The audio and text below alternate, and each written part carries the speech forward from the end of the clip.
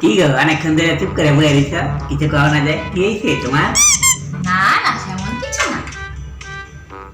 কিছু হয় নাই তোমার? চুপ করে বয়ে রয়েছ। না একটা কথা ভাবছি যে হ্যাঁ। তুমি বিয়েটা কবে করবে? বিয়াটা করব আর 1-1.5 মাসের মধ্যে করে ফেলবো বিয়া। আমার মাথায় আছে বিয়া করবো। তুমি বাড়িতে জানিয়েছো? হ্যাঁ, বাড়িতে তো কয়ে রাখছি, বাড়িতে সবাই রাজি হয়েছে, তোমার ফটো দেখাইছি, খুব পছন্দ হয়েছে তোমার। আমাদের বাড়িতেও আমি তোমাকে দেখিয়েছি, কথা বলেছি, সবাই রাজি হয়েছে। তাই কি বলছি, বাড়ির লোক কি কইছে? বাড়ির লোক বলেছে ঠিক আছে, তাড়াতাড়ি বিয়েটা করে নিতে বলছে। এটা খুব ভালো, খুব ভালো। আমি খুব খুশি হয়েছি। তোমাকে একটা কথা জিজ্ঞেস করবো? হ্যাঁ, কনে কি যে? কিছু মনে করবে না তো? না না, আমরা এতদিন ধরে মেলামেশা করি, আবার এখন মনে করার কি আছে? বলছি কি রাগ করবে না তো?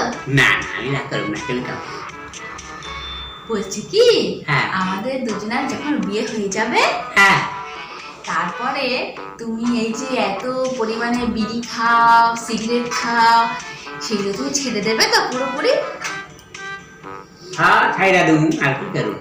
তুমি যখন কইছ ছাইরা দেবো। বাহ, আমি শান্তি পেলাম শুনে এখানে। আর একটা কথা বলি। আর আছে? হ্যাঁ, আচ্ছা কও, কি করবে? বিয়ে করার পরে হ্যাঁ। তুমি যেরকম ওই যে ক্লাবে যাও, ক্লাবে গিয়ে অনেক সময় কাটাও, তুমি তোমার কত কত বন্ধু, তুমি ওদের সঙ্গে অনেকক্ষণ ধরে গল্প করো, তো তুমি সেগুলো সব বন্ধ করবে তো, ক্লাবে যাওয়া টাওয়াগুলো? এইগুলো বন্ধ করতে হইব? হ্যাঁ, আমাকে তুমি সময় দেবে না? তুমি ওদের সঙ্গে সবসময় সময় কাটাবে, আমার সঙ্গে ঘরে থাকবে না? আচ্ছা, ছাইরা দেবো। বাহ, আমার আর কোনো কথা নেই, খুব ভালো তুমি। তোমার কথা তো আমি অনেক শুনলাম, অনেকগুলো কথা কইলাম, আমিও শুনলাম। তখন আমি বইয়ে বইয়া আমি আরেকটা জিনিস ছাইরা দেওয়ার কথা আমি ভাবলাম, বুঝছো? তার নাকি? বাবা তুমি কি ভালো গো, বলো। কইতাছি তোমার আরেকটা কথা হইলো যে তোমারে আমি বিয়া করুম না, বুঝছো? তোমারও আমি ছাইরা দেওয়ার কথা ভাবলাম আমি। কেন?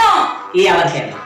যে নাকি একটা মানুষের বিয়া করানোর লিগা দেখে এত রকমের মানে শর্ত করতেছে যে মনে হইতেছে তুমি আমার একটা কিনা রয়েছো, তোমার মতো মায়ের আমি বিয়াই করবো। না না না, শর্ত রাখছি না আমি, তোমার যা ইচ্ছা তুমি তাই করো, আমাকে বিয়ে করো। আমার দরকার নাই, চলে যেও না। এই সমস্ত বিয়া করানো আমার দরকার নেই। সঠিক বলেছেন।